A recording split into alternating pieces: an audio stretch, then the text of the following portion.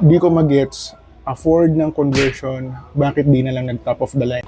So, ang top of the line ng Yamaha Aerox is yung S. Basically, ito standard, yung SP version, merong riding modes. Makikita nyo, meron ditong shift para magpalit ng riding mode, pwedeng sports or touring.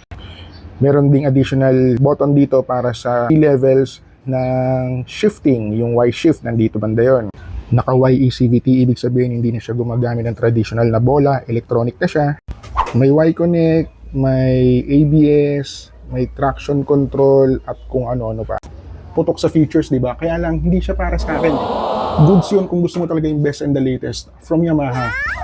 Kaya lang ako kasi mas trip kong kalikutin yung panggilid. Papalit ka ng bola, ng pulley kit, clutch kit, yun yung tono-tono niyan, nandun yung joy para sa akin. Personally, pwede kong kalikutin yung panggilid nito nang ako lang ang gagawa. But with the YCVT sa ngayon, hindi pa siya posibleng i-DIY. Kaya standard ang pinili ko. Then, yes, nagpalagay ako, nagpakilis ako. Ang general purpose ko din is for additional safety.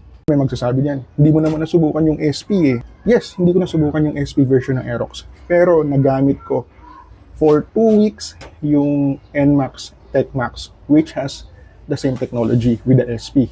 Nagamay ko yung Y-shift and natutunan ko yung conditions kung paano sila gamitin.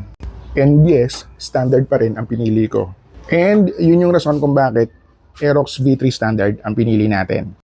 So, yun yung main reason ko and sana nasagot ko yung question mo, inalinawan ka. So, kanya-kanyang preference lang naman yan eh. So, kung ano yung nasa puso mo at kung ano yung tingin mo na mas babagay sa riding style mo, yun ang sundin mo. Ingat sa daan.